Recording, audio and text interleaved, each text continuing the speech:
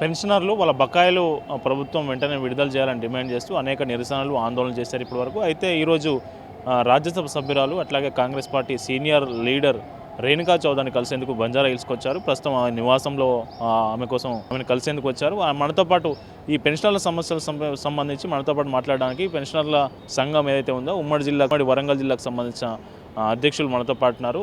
దేవిదాస్ గారు. సార్ నమస్తే. నమస్తే సార్. ఏంటి ఇప్పుడు మీ పోరాటాలన్నీ అయిపోయినాయి, ఇప్పుడు కలవడానికి వచ్చారా? మేము మార్చి 2024 నుండి రిటైర్డ్ అయినటువంటి పెన్షనర్లము.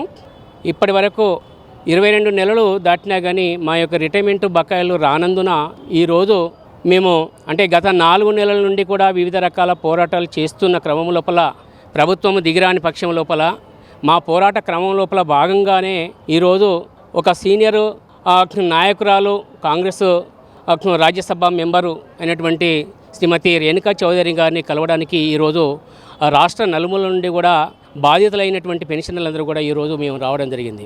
మార్చి 2024 నుండి డిసెంబర్ 2025 వరకు దాదాపుగా రాష్ట్ర వ్యాప్తంగా ఇప్పటి వరకు 20,500 మంది రిటైర్డ్ అయినారని ప్రభుత్వం లెక్కలు చెప్పినది.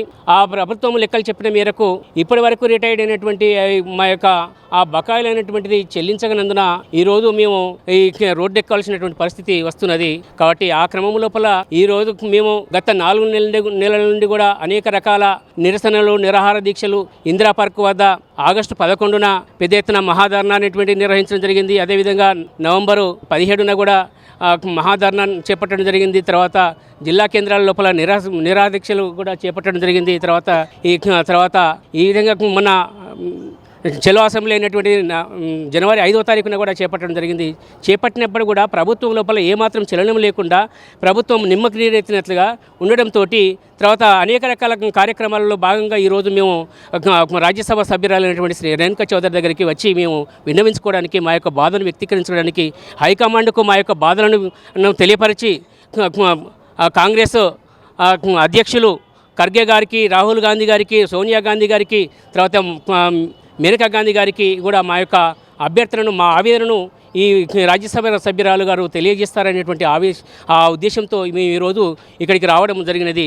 ఇప్పటి వరకు రాష్ట్ర వ్యాప్తంగా ఈ బకాయిలు రానందున 45 మంది ఉద్యోగోపాధ్యాయులు మరణించినప్పటికీ కూడా ఈ ప్రభుత్వం లోపల ఏమాత్రం చలనం అనేటువంటిది రాకపోవడం చాలా శోచనీయము, దారుణం అనేటువంటి విషయాన్ని మేము తెలియపరుస్తున్నాము.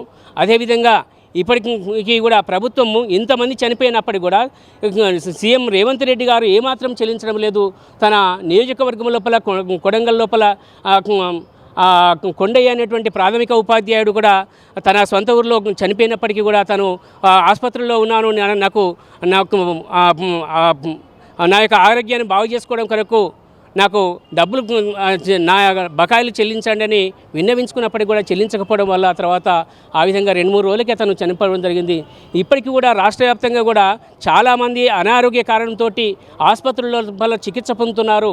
ఆసుపత్రుల లోపల వైద్యం అందక ఆ వైద్యానికి డబ్బులు లేక కూడా ఇప్పటికీ చాలామంది చనిపోతూ ఉన్నారు. మాకు హెల్త్ కార్డులు అనేటువంటివి కూడా ఇవ్వడం లేదు. ఈ హెల్త్ కార్డులు అనేటువంటిది రూపొందించకపోవడం వల్ల ఈరోజు చాలామంది డబ్బులు లేక కూడా చనిపోతూ ఉన్నారు. ఆ హెల్త్ కార్డులు అనేటువంటివి తర్వాత మనకు నగదు రహిత హెల్త్ కార్డులు అనేటువంటివి ఇస్తారని చెప్పారు, కానీ ఇంతవరకు కూడా హెల్త్ కార్డులు అనేటువంటిది ఇవ్వలేదు. తర్వాత రాష్ట్ర ముఖ్యమంత్రి గారు తను గత అసెంబ్లీ ఎన్నికల సందర్భంగా ఇచ్చినటువంటి హామీలు అనేటువంటి కూడా నెరవేర్చాలని మేము ఈ విధంగా మేము కోరుకుంటున్నాము. గత అసెంబ్లీ ఎన్నికల సందర్భంగా ఎన్నికల మేనిఫెస్టోలో పెట్టినటువంటి ఏ ఒక్కటి కూడా ఇప్పటికీ అమలు చేయకపోవడం చాలా దారుణము. తను అధికారంలోకి వచ్చిన వెంటనే 6 నెలల లోపల పిఆర్సీ ఇస్తానని చెప్పారు, కానీ ఇప్పటికి 2023 జూలై నుండి పిఆర్సీ అమలు కావాలి, కానీ దాన్ని భూసేత్తడం లేదు. మొన్న కూడా జనవరి లోపల టీజీఓ డైరీ క్యాలెండర్ ఆవిష్కరణ సందర్భంగా కూడా వారు ఒక డిఏ అప్పటికి వరకు మాకు 5 డిఏలు పెండింగ్లో ఉంటే ఆ 5 డిఏల లోపల ఒక డిఏ ఇచ్చి ఈ విధంగా మా యొక్క పెన్షనర్లను తర్వాత అందరినీ కూడా ఉద్యోగులందరినీ కూడా బాధించడం సరి అనే విధానం కాదు. ఇప్పటికీ ఇంకా 4 పెండింగ్లో ఉన్నాయి. మళ్ళీ ఇప్పుడు జూలై నెల కేంద్రం ప్రకటించినట్లయితే జూలై మళ్ళీ జనవరి విడత కూడా డిఏ రావాల్సి ఉన్నది. తర్వాత ఇప్పటికీ కూడా మళ్ళీ 5 డిఏలు అనేటువంటి పెండింగ్లో ఉంటాయి.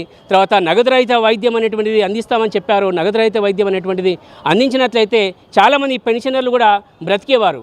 ఆ ఆసుపత్రుల లోపల వాళ్ళకు చికిత్సకు డబ్బులు లేకపోవడం వల్ల చాలామంది ఇప్పటికి కూడా చనిపోతున్నారు. కాబట్టి మాకు వెంటనే ఆ నగదు రహిత హెల్త్ కార్డులు అనేటువంటి కార్పొరేట్ ఆసుపత్రుల లోపల చెల్లుబాటు అయ్యే విధంగా ఆ హెల్త్ కార్డులు అనేటువంటిది వెంటనే విడుదల చేయాలని, అదే విధంగా ఇప్పటి వరకు పెండింగ్లో ఉన్నటువంటి మా యొక్క జీపీఎఫ్ నిధులు మేము దాచుకున్నటువంటి జీపీఎఫ్ ఆ జీపీఎఫ్ అనేటువంటి వాటిని కూడా మాకు చెల్లించకుండా ఆ నిధులన్నింటినీ కూడా ఇప్పటివరకు పక్కదారి పట్టిస్తున్నటువంటి విషయాన్ని మేము ఈ సందర్భంగా మేము గుర్తు చేస్తున్నాము. మా యొక్క నిధులు అనేటువంటిది దారి మళ్లించి మాకు ఈ విధంగా మా డబ్బులను మాకు ఇవ్వకపోవడం చాలా దారుణము. కాబట్టి ముఖ్యమంత్రి గారు మాకు రావాల్సినటువంటి జీపీఎఫ్ అయితేనేమి, తర్వాత జీఐఎస్ అయితేనేమి, గ్రాట్యుటీ, కమ్యూటేషను, తర్వాత సరెండర్ లీవులు, తర్వాత పిఆర్సీ 2020 ఏరియర్స్ అనేటువంటిది కూడా, తర్వాత డిఏ ఏరియర్స్ అనేటువంటిది కూడా వీటన్నింటినీ మాకు వెంటనే చెల్లించాలని మేము ప్రభుత్వాన్ని ఈ సందర్భంగా డిమాండ్ చేస్తున్నాం. నా పేరు కందుకూరి దేవదాసు, ఉమ్మడి వరంగల్ జిల్లా అసోసియేట్ అధ్యక్షుడిని.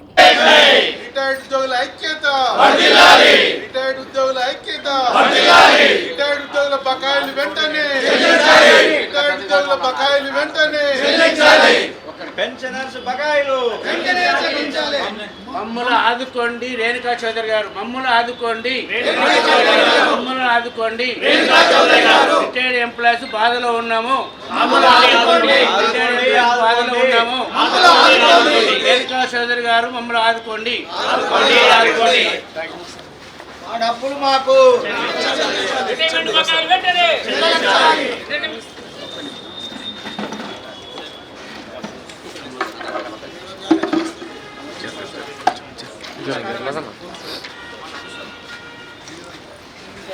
కూర్చోండి అమ్మా, ప్లీజ్ కూర్చోండి.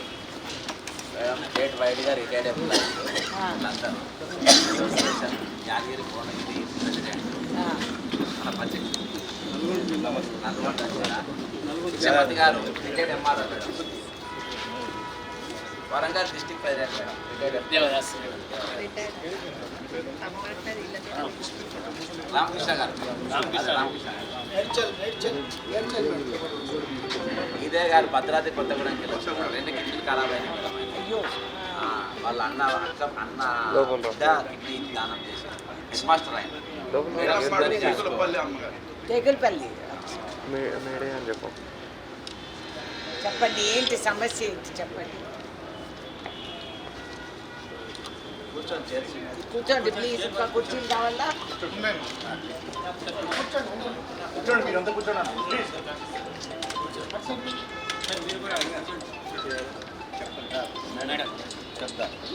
సమాజానికి తల్లిదండ్రులు లాంటి వాళ్ళమే కనుక మరి మేము జీపీఎఫ్ దాచుకున్న పైసలు వడ్డీకి ఇచ్చినాం ప్రభుత్వానికి. మేము వడ్డీ అడగట్లేదు, మా డబ్బులే మాకు ఇవ్వమంటాను. కొంతమందికి విడతల వారీగా ఇవ్వమంటాను, ఇస్తారు. అయినా తల ఉంచుకున్నాం. ఇంకా మేము చావక ముందే మా డబ్బులు మాకు వస్తే మీకు మేము ఎవరు శాశ్వతంగా ఉండటానికి రాలేదు. మరి మేము పోయేటప్పుడు మేము అప్పులన్నీ కట్టుకొని మరి చచ్చిన తర్వాత కూడా ఒక దురభిప్రాయం సమాజానికి లేకుండా మరి మమ్మల్ని కాపాడాలని మేము వృద్ధులందరం కూడా ఒక్కొక్క లైబ్రరీతో సమానం. ఈ సమాజం కనికరం లేకుండా ఉన్నది.